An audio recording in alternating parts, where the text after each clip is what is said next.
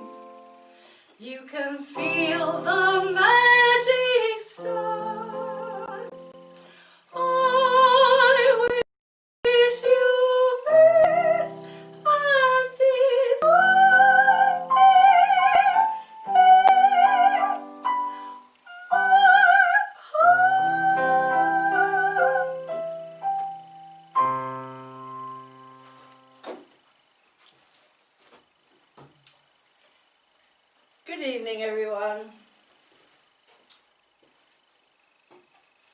My name is Lauren Hope, and welcome to How to Stay Sane in a Crazy World. Now, the reason I started with I Wish You Peace, which is a song I wrote about peace in the world, is because in order to have peace in the world, we need to have peace in the heart. Okay, so you need to have peace in the heart first. Now, I was going to call this show Me and My BPDs. BPD being borderline personality disorder, which is the condition that I have got and I was diagnosed with. Me and My BPDs, because of course I'm narcissistic and the me had to become before the BPDs. But then I decided after a bit of thought that maybe I should call it How to Stay Sane in a Crazy World, because it's much more straightforward and everyone will understand what I'm trying to talk about. So there you go. So, in order to explain to you a little bit more about BPD, borderline personality disorder, and my journey, which I'm going to tell you about in this show, I have to unravel back to about 10 years to my diagnosis. Okay, so I was diagnosed in 2010. My mother had died. I was having huge rage attacks, serious menopause, really, really distressed all the time. I'd been thrown in a cell because I had a panic attack on the street and the police threw me in a cell. I thought I was going to kill myself, so they took away all my rings. This is not a joke, this is all true. I was so innocent, I didn't know what they meant, you know. Anyway, so I'm sitting in the doctor's office and this is how it goes. So doctor, can you explain to me please about this condition, BPD, borderline personality disorder? Can you tell me what it is and what it isn't? Well, he said, well, this is what you've got. You've got BPD, or borderline personality disorder. He said, the way I can explain it to you is basically, remember when you used to go to Woolworths and you'd get sweets and chocolates and a little bit of this, a little bit of that, a little bit of whatever? That's the condition you've got. It's a complex needs disorder, BPD. And I thought, what, you're joking? That's what's wrong with me? He said, yeah, you've got a little bit of this, a little bit of paranoia, a little bit of depression, a little bit whatever. I said, come on, you're joking. Couldn't I have just had straightforward bipolar? Now, I know this isn't funny. I know it's not funny, bipolar is not funny, but I have got a trait of bipolar too. So anyway, so I'm saying to him, well, I haven't got a chance in hell, doctor. I'm a woman, I'm an Irish Jew, I'm a Leo, and I'm a creative artist. What chance have I got?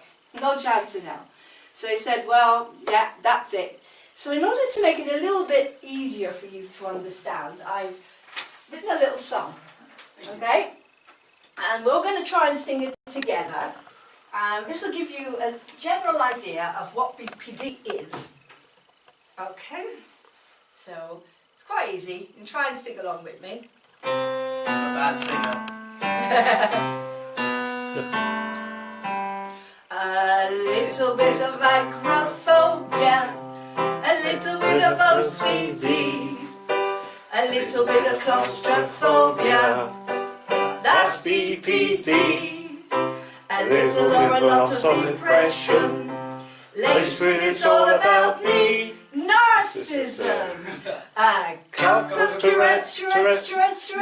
Now what comes next? That's BPD. See, you're learning it.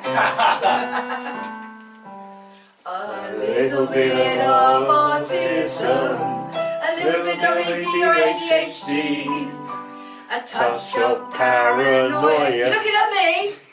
That's BPD. Let's add in schizoid tendencies and make it all about me. Yes, narcissism.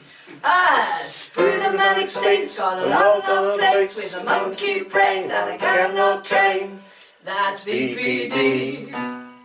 It's all about me. I'm PTSD, forgot that one. You still here? That's BPD. Thank you. Thank you very much.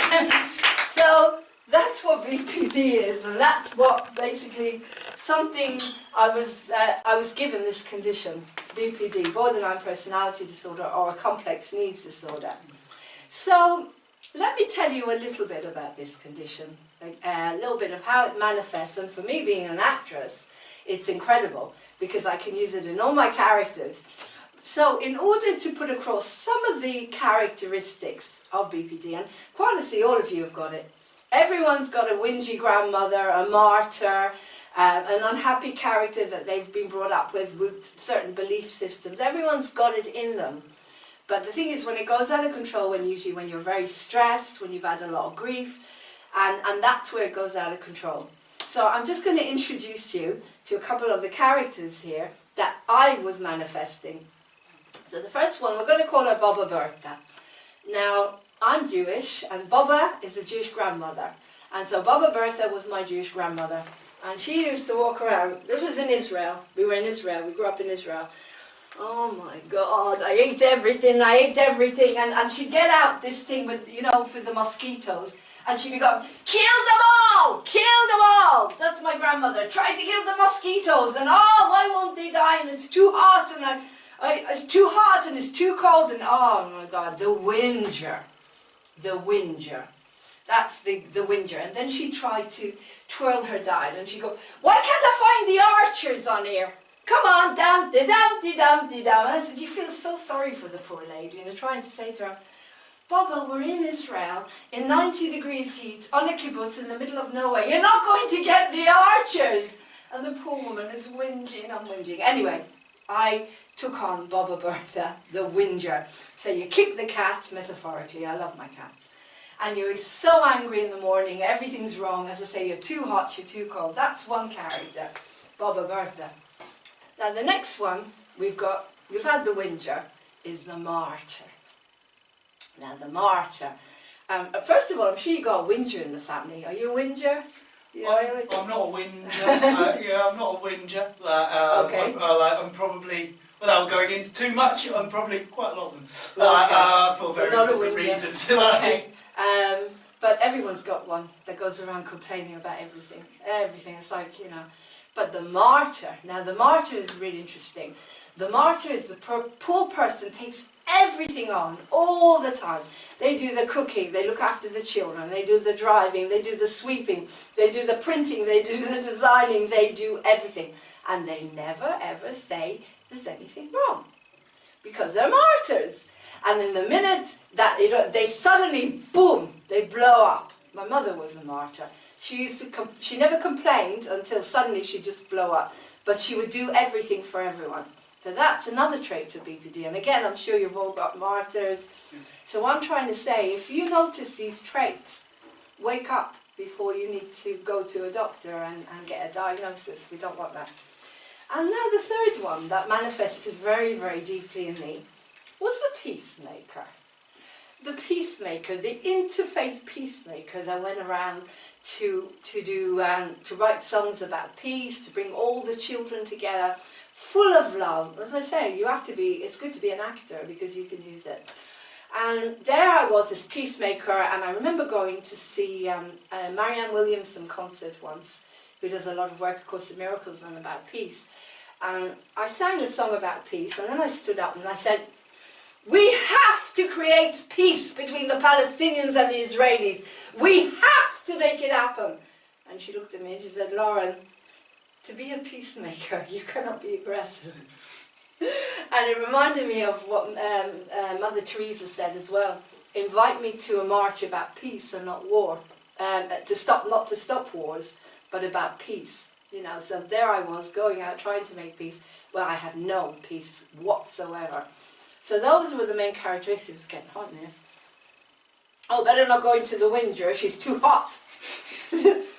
It's too hot. Anyway. So coming back into balance, that's what it's all about. When I came out of the community in 2012, I was able to go out there and make a film with 1,000 children about peace, which is on the internet, because I had it. I had the peace and I had the calm and everything fit together.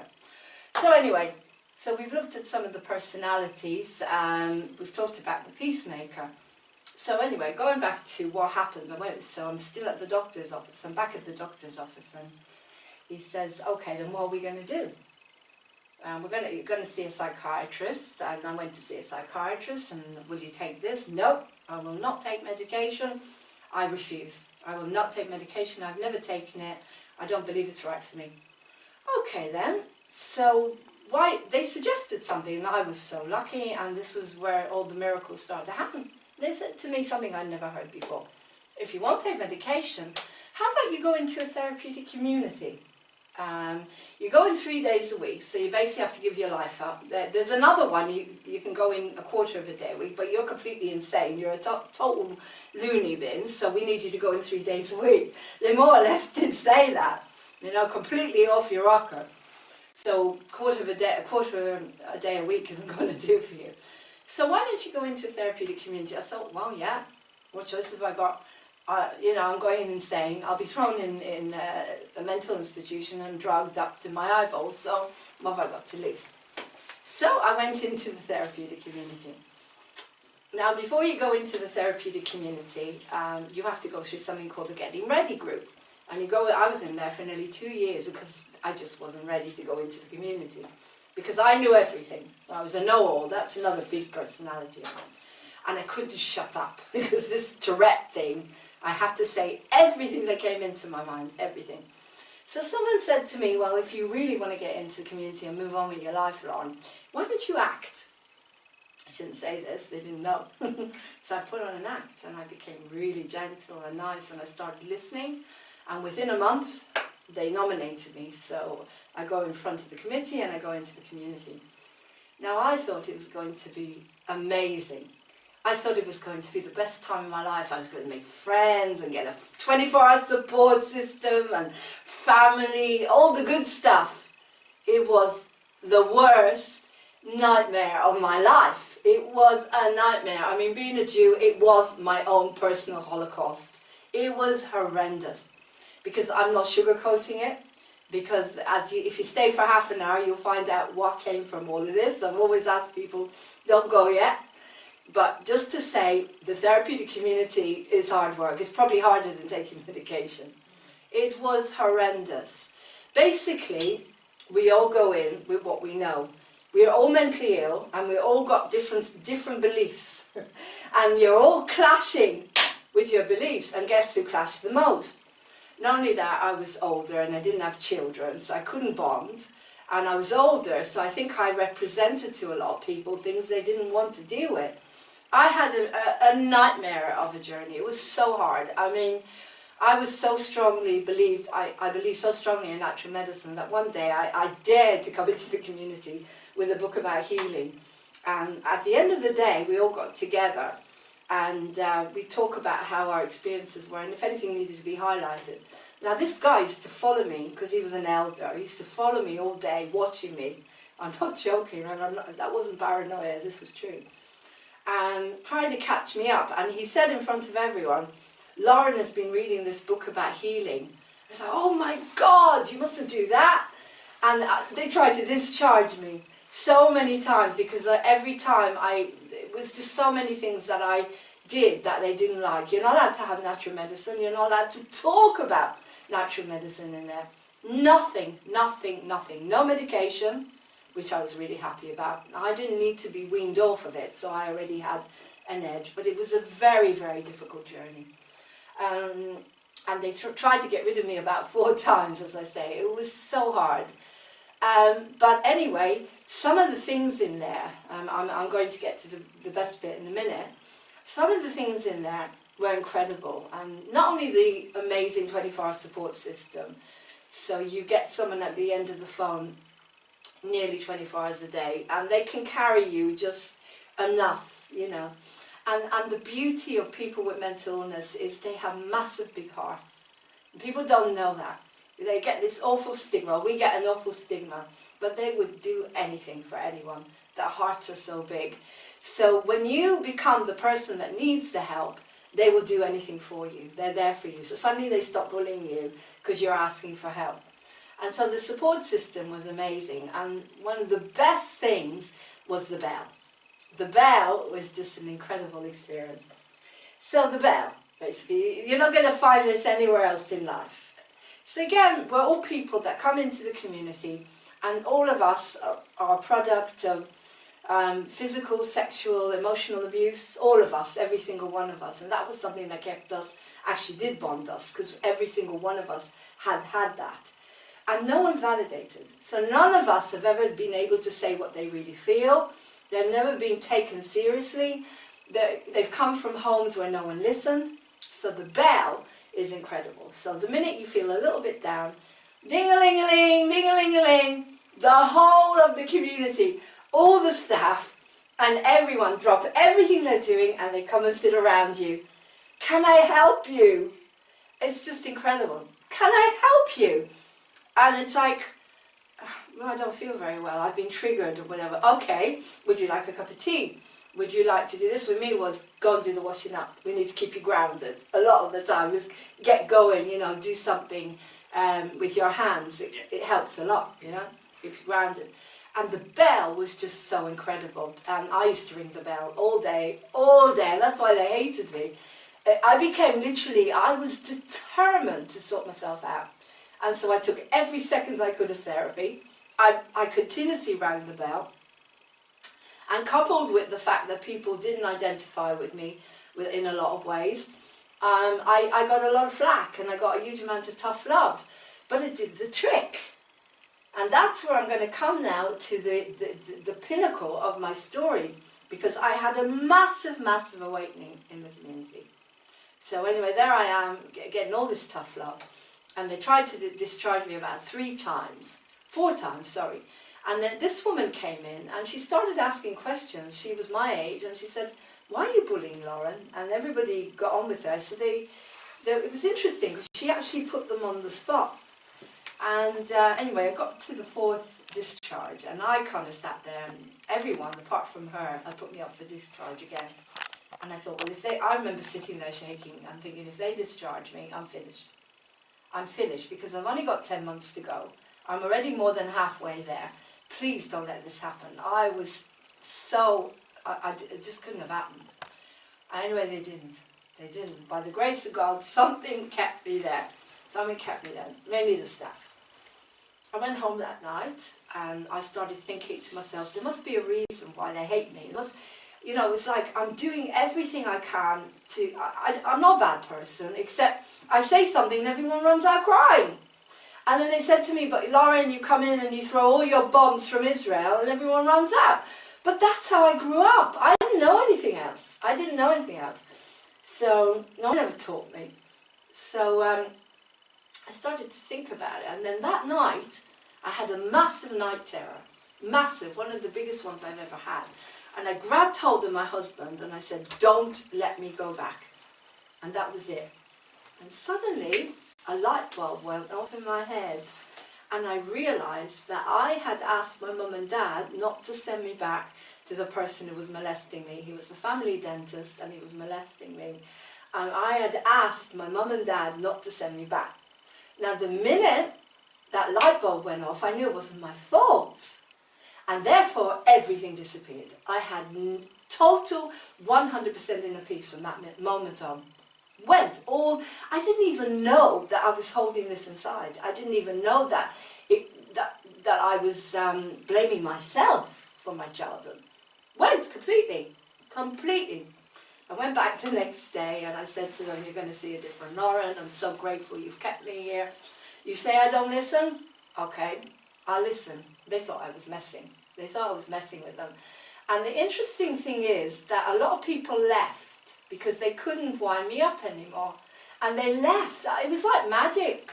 And those people that stayed, it started to turn around. And they started to sit with me and they said, I can feel this peace around you. And we used to have a review every month, and every month it got nicer and nicer. The first one, like, it was, oh, Lauren is just so selfish and narcissistic, and she's eccentric, and I can't stand her, boom, boom, boom. She should be discharged. Then it became, oh, Lauren's quite funny. I think she's funny. Then, oh, I like sitting beside Lauren. And then before I left, I turned the whole thing around. I had a standing ovation at the end of my 18 months because they'd never seen anything like it. They'd never seen such a transformation of what I'd gone in, the way I'd gone in, and the way I'd left. And so I came out, 2012, bright as a button, pure, waiting to get back into life, into this incredible new world that I wanted to get back into, full of innocence and thinking everything was going to be fantastic. And for quite a while it was. I started moving on theatre, which was my theatre company, and I started touring as Bonjour everyone, how are you today? My name is Edith Piaf, and I hope you're doing alright. I haven't got any whiskey on me, I'm really sorry, so you're gonna have to hear me sing a song instead. But Lauren toured as me all over the country. In 2014 she sold out Edinburgh with the show Love Conquers All, which is the life story of me, Edith Piaf. My ups and downs, my ins and outs. Basically, she did the breakdowns on the stage instead of in life. So here is one of my most famous songs that you all probably know, I hope.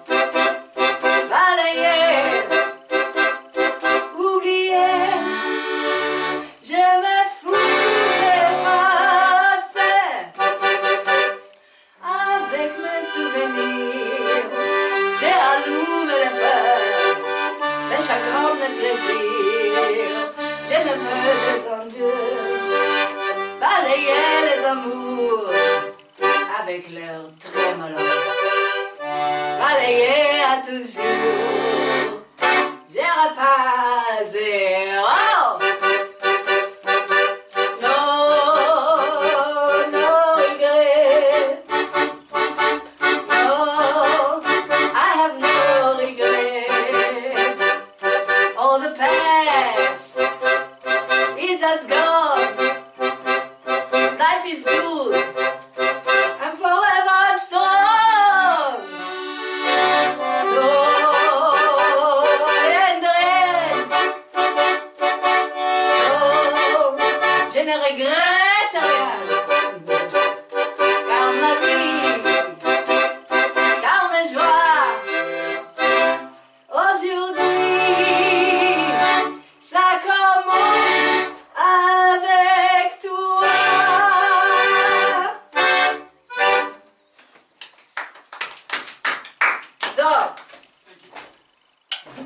So that was Piaf, and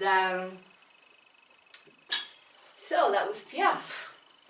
Anyway, I toured as Edith Piaf, and then I hit another night of the soul, as they call it. Everything was beautiful, everything went beautifully well till 2016. I learned all these hailing techniques, I was able to get myself out of panic, I was on the stage, I was doing the breakdowns on the stage, and then my father died, my family cut me off, I broke my leg and ended up in a wheelchair for 4 months. So a real dark night of the soul, very serious dark night of the soul. I forgot to say that in 2014 as well, after Edinburgh, I tried media because I'd sold out Piaf walking on the streets. I sold out every single night and they wouldn't put me on. So I started my own TV station called Moving On TV because I thought, well, if I can't get on the media, I'll create my own. So that's something that I did pick up when I was in the wheelchair and I was able to do, you know, more work with the TV station. So anyway, 2016, big dark night of the soul. Suddenly, overnight, boom, no dad, no family, and I'm in a wheelchair. Overnight, I fell, I had a serious accident, didn't know what to do with myself, and that was really, really difficult. Because just before that, I had been given a 5-star review at the Brighton Fringe for my Piaf show. And so that was in May, when Dad died, and I had all of this to look forward to, and moving on and doing new shows, and boom, everything stopped. Everything stopped. Now, just going back a little bit, because while I was in Brighton, I also released another show, because I felt that Piaf was only one type of voice that I have, and because I'm a trained soprano, a classical singer, I thought, well, why don't we do Maria Callas, the opera singer? And so I started to perform as Maria Callas, and I started to do a show called Two Divas in One, Piaf and Callas.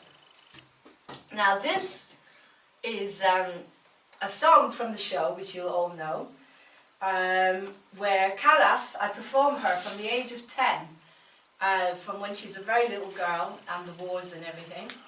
And this is a song where she's trying to tell her father, ask her father to support her in life, and it's very, very touching.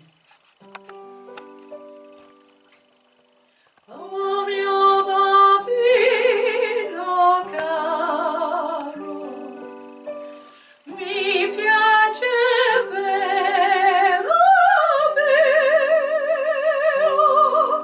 mandare puta rosa a copera l'anello. Sì, sì, voglio andare, e se l'amma stendando, onde se ponte vecchio, ma se l'amma stendando, distrae tormento, Dio, vorrei morire. Babbo pietà, pietà,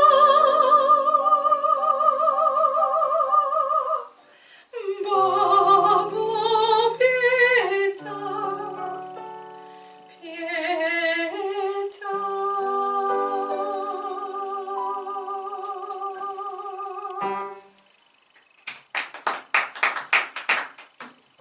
Thank you. That's the life story. No, that's Piaf. Sometimes the personalities jump and get confused, mixed up with each other. So that was the show Maria, and I actually debuted that show in Brighton. My dad had died, we went over to the funeral, came back and debuted the show Maria. And it's a beautiful show. It's about her life and her song and her music. But coming back to what I was saying, so 2016, basically, I couldn't do any shows anymore. So I basically was stuck in the house with a lot of depression, a lot of sadness. And my life kind of came to a halt in a way. But one day I woke up in that wheelchair. And I remembered my awakening in the therapeutic community. I remembered everything that I've been through in life, and in some way I felt like my dad had a very strong spirit as well, and it kind of entered here. And I thought, you know what, I may never walk again. But if I never walk again, I am going to do what I love. No one is going to stop me. And I've done a hell of a lot since I got that wheelchair. I put my mind to it. And I got out of the wheelchair this year. I'm walking. I don't know if I'll dance again, but I'm walking. I've started a new show. And I'm putting a lot of emphasis into moving on TV, which is my TV station for positivity and happy news. Because the other thing that came to me was I want to cheer people up. I want to make people happy. But coming back, and I mean, I've done a lot. I've been to America twice. I've been on World's Most Amazing People. I'm going in a book. My whole story of recovery is going in a book next year in America. I've just sang America the Beautiful for someone who's doing a book launch in America. America seems to be quite open to my ideas, and I've been interviewed on World's Most Amazing People quite a lot of times by Casey Armstrong about my recovery from BPD. And but anyway, so what I'm trying to say here is, to draw this to a conclusion, is the things that are keeping me sane, I put them actually into a pack of cards. I thought, I've got to give out this message in some way. The message of recovery is so important. And I have a lot to tell, I have a lot to teach. And obviously the most important thing is creativity, and there's the accordion and the piano, and I'll play another piece of the accordion just before we finish, because I've been playing the accordion since I was 6 years old. I started playing the accordion and I started at the age of 13 as one of the lead soloists in the Children's National Choir. Now, to me, the answer with mental health or BPD or this complex needs disorder is you have to have tools. You know, you have to have tools, and one of them is creativity. If you've got talent and you can't use your talent, and that's what happened to me, it stops. I don't let anything stop me now. I just go out there and do my best to get to use my talents. But if you don't use your creativity, if that stops, then you're not breathing. A creative person, breathing and creating is the same. An artist needs to paint. A singer needs to sing. A musician needs to play an instrument. You've got to find a way, because if not, you'll get a diagnosis. You'll get BPD, or you'll get depression, or you'll get something. So the most important thing to me is creativity. Everything's in these cards, how to stay sane in a crazy world. I'm going to ask you to choose a card in a minute. But the other things which I know are so important is don't get too lonely. Loneliness is a killer. It's a killer. And when I was in that wheelchair and I could not drive, friends dropped like flies when you're in a wheelchair. They disappear. Martin, my husband and my cat stuck around. The loneliness, we don't have kids, you know, and it was unbearable. So loneliness is a killer. And I think one of the reasons people are being diagnosed right, left and centre is because of loneliness. Because they don't have communities, they don't have families, and so the depression comes in, and then after that you get mental illness or whatever this condition is. And again, I'm doing this show, I'm putting it out, my belief systems as well, is deep down inside, from what I've seen in the last, since 2010, since I got diagnosed, so we're talking about 7 years now, I don't believe that BPD is a real mental illness. I don't believe it. And I may be putting my head on the block here, but, you know, this is my personal opinion, and I'm able to bring a lot of evidence, and this is another reason why I'm doing the show, is there is so many people out there. I know in particular cases of women who had postnatal depression, and they went to their doctor and they got diagnosed with a mental illness. Now, it's not a mental illness, they just had a baby. Now, in the old days, they get post-traumatic stress. Postnatal depression. Postnatal depression. But no, and then they go to see a herbalist, they do blood tests, and they find out that they're lacking in vitamins and minerals. They give them back the vitamin and minerals, guess what happens? All the symptoms disappear. You put me on the stage, and I'm on the stage performing, all the symptoms disappear. You do the breakdowns on the stage, you don't need to do them in real life.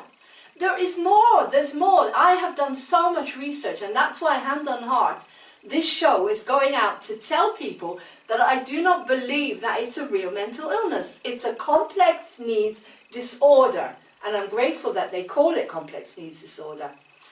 But it cannot be medicated. It's impossible to medicate every single condition that's out there. And you're all walking around with it. Everyone's got a bit of OCD, a bit of paranoia. We live in a crazy world. That's what's happened to stay in a crazy world. We live in a crazy world. And it's about bringing it back into balance in any way you can. Whether it's meditation, using your talents, using mindfulness. And yeah, a little bit of medication, yeah, I'm saying it's fine, you know. But you know what? There are people that are on 52 tablets a day. How can that be? I mean, 20 years ago, you go to your doctor and he'd give you a tablet. How have we got to such a level in our world that people are on 52 tablets a day? What's happened to us? I'm here to inspire and to wake up people. Look at me. I've never taken a tablet in my life, and I never will. I'd rather die than be medicated now for this condition. And I will always find a way to get past it, always. I'll find a way. And for me, this is the answer. For me is going out there and talking and promoting and singing and producing shows and producing my TV shows and everything, using my creativity. And there is even more evidence that BPD is not a real condition. And I'm going to give you another little story before we end. because I kind of done my research, and I'm doing my research all the time, because I was stigmatized to the point where we couldn't adopt. I was so stigmatized that they didn't allow us to adopt, and I was so well, and it broke my heart. Not to mention that you can't work. A lot of people can't work anymore. So I'm here to get rid of that stigma and say to you that 1 in 10 women that have been diagnosed with BPD, particularly women, are womb twin survivors. And anyone can find that on Google. What it means is that they lost a sibling in the womb, and I'm one of them. I never knew this until I actually did some self-hypnosis, and I was crying my eyes out for the loss of my brother. Now, womb twin survivor is exactly the same symptoms as borderline personality disorder, the eating problems, the abandonment issues, change. You know, we've got to move soon and I can't cope with it. Change from one room to another. Any kind of change is a trigger. So I found all of this out, and this is all going in the book Simply Amazing, which is coming out next year in America. But in my shows, that's what I'm telling you. And as I say, I'm willing to say this is how I feel. BPD is not a real mental illness. It cannot be medicated the way it's been medicated. You need to give people communities. You need to give them therapy, proper therapy, and it's post-traumatic stress. We've all been shocked, and those of us that have been shocked more than others, I grew up in wars and terrorism and was molested. Those of us that were more shocked, and oh, there's one more thing. There's one more thing I nearly forgot. HSP. Have you heard of HSP? No. Another one.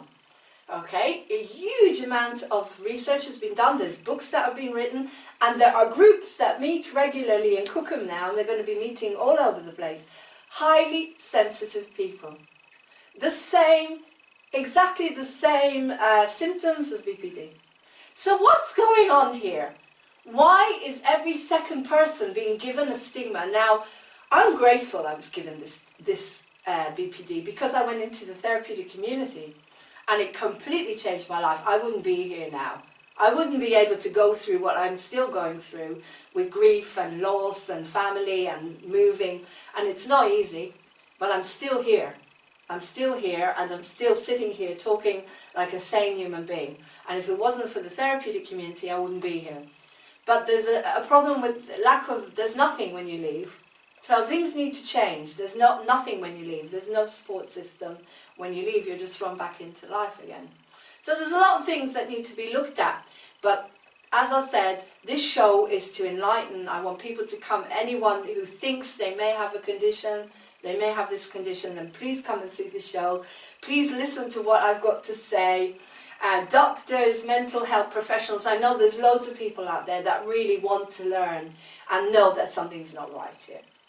We need communities, we need to treat people as unique people, unique beings. So before we end, I'm going to ask you to pick a card from How to Stay Sane in a Crazy World. And these are the tools that I put into the cards. And they can be purchased at the end if you want as well. And do you want to tell me what you chose? We can share it. Shall I read it? It's Mirror, Mirror on the Wall. Okay. Mirror, mirror on the wall. Today you are going to see everyone as a mirror. When I was recovering, people said very hurtful things to me. As I got well, I realised they were either mirrors reflecting myself in some way back, or teachers. Today I would like you to decide who are your mirrors, who is reflecting your behaviour, your fear or your anger back to you. This will give you such power to be grateful to them. My mirrors showed me my biggest fear. What do yours show you? I became sane because of these tools. Practice and so you will have more peace. Good luck. Well done. You just reminded me. Thank you, Alex. Mirror, mirror on the wall. Once I recovered, once I had my massive recovery in the therapeutic community, I realised that everyone was my mirror or my teacher.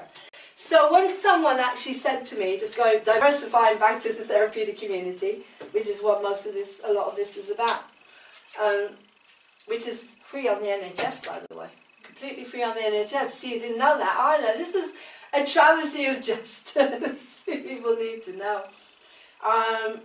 Basically, when someone said to me, "I'm going to tear your head off," when I said, "You've got lovely makeup," I Absolutely. Yeah, it's like being in prison. I was so innocent, said, you look nice today. How dare you? How dare you? That really, really pisses me off. Why are you doing this on purpose, Lauren? Seriously, this is what I got. I suddenly realised, hang on a second, that's my rage. She's just showing me my rage. And I watched people that were very extreme. Like, for example, when we went shopping, I was dairy-free. I wanted to be dairy-free because it was really good for me. And I said, can we have some feta cheese?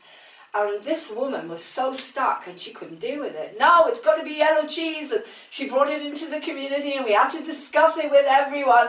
Why does Lauren have to have something different to everybody else? And I looked at her and I thought, my God, I do that. I do that black and white thing.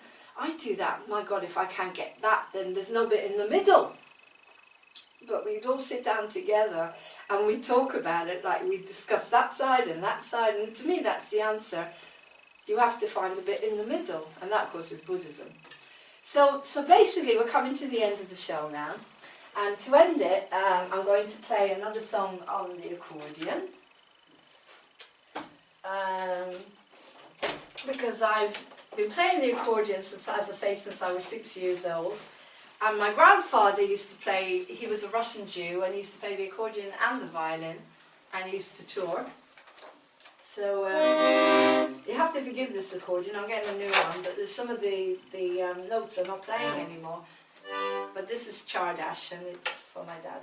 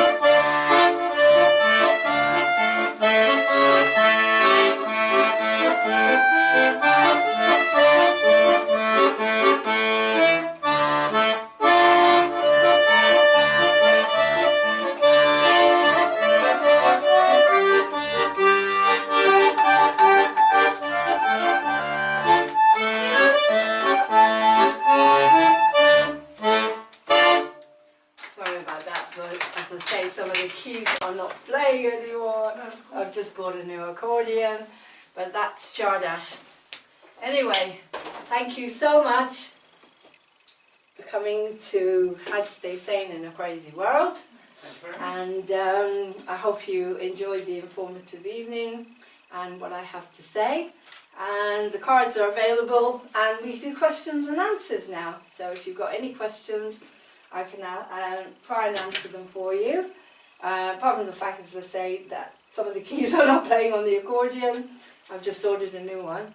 But yeah, thank you very much. Thank you. What's the time on? So, that's 20 past 8, as good as. So oh, it's 15 about an hour. Great. So yeah, if you've got any questions, Alex, and this is now like a forum where I answer questions. Like a seminar almost to come. Yeah, I suppose really, yeah.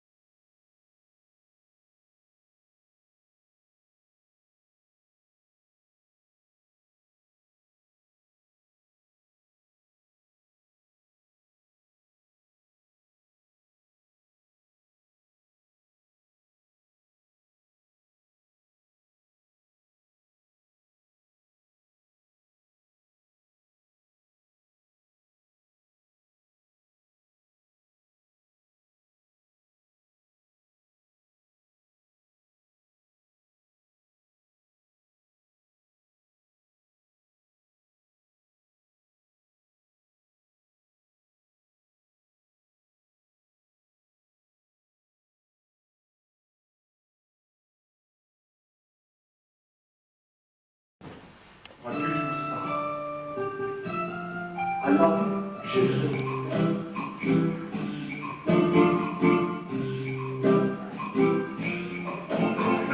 Try to forget the first time we met and vanish you from your life. Choose for yourself a toy boy or two and make it cut like a knife. You can tell me to go away from your door, but even if you do, that will never stop me loving you.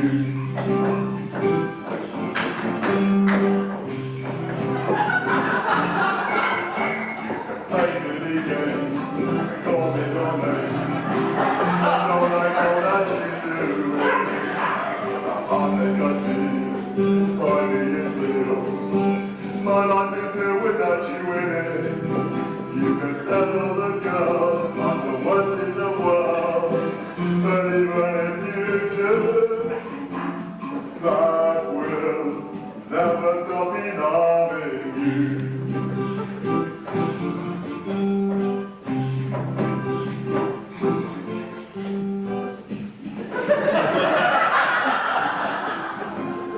You make me I'm the one you just want to love. But baby, you're the best thing that I've ever found. If you want me to disappear, I'll go.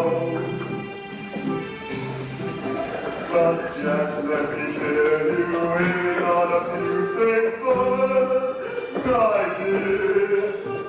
Ransack my car, I'll watch from afar. With every crash I will scream, stop all my heart, but now we're apart. I'm lost but I'm free, so please let me try, or I'll say goodbye. But please believe it's true, that nothing will ever stop me loving you. Never stop me loving, nothing will ever stop me loving you. Nothing will ever stop me loving you.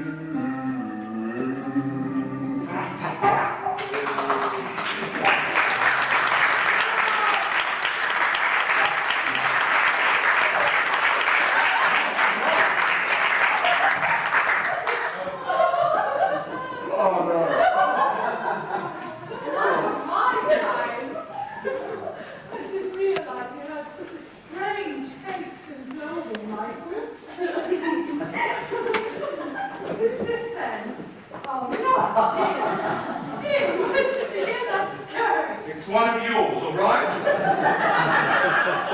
Oh, sir! You could have at least shown off your knowledge. No. That's his pride and joy, isn't it, Sam? Right, Sam. I didn't realise there was such a sexy area. Well, how's this bit, eh? Now you know how it feels when slimy bits like you touch us up. Over to you, Amy. Oh no, girl! You cannot come to Mom Kathleen. Oh, Sam! Oh, Leave it out, girls. Yeah, very funny. Come on, let's go. Come on. Oh, yes, brilliant. Now the whole town's going to know. You won't say anything, will you, girls? No, Aunt me wouldn't say a word. Oh, thanks, girls, for diamonds. Free drinks on the house right here and Jupiter. Yeah, I like that woman. Sure, you arrange something.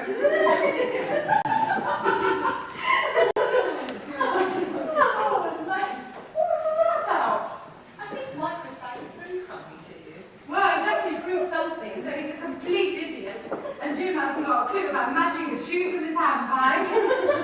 I think he's trying very hard. I wish you'd go and do something like that for me. They'd be really proud of themselves. Well, you two seem to cheer up, I suppose that's something. I think you're crazy, Elaine. Mike obviously adores you. I wish my Nick would go to so much trouble for me. Haven't you heard anything from him, Amy? No? Not even a letter or phone call. He's probably up to some boozy or tart. That's what they get up to in the army, isn't it? Oh, that's Will. You can't trust anyone. And by the way, Sharon, I thought you all had something really special going. I'm sorry it didn't work out. Yeah, so did I, but that's life, I suppose. Poor Amy. Poor Sharon. Poor me. I wish Nick would come back. I miss him so much. Oh, I know what you mean. It's lonely, that Paul. But I could see him just one more time, just to talk. Men, you can't live with them, you can't live without them. Oh, great, you've got me going now. Still, it will be so nice to be with the man again. Mike and I had great times together. Shame you walked out and spoiled it all. Oh, very good. And Nick. Oh, why can't life be simple? Then you be with Paul, Sharon, and you be with Nick. And Mike and I, we get back together. But for some reason,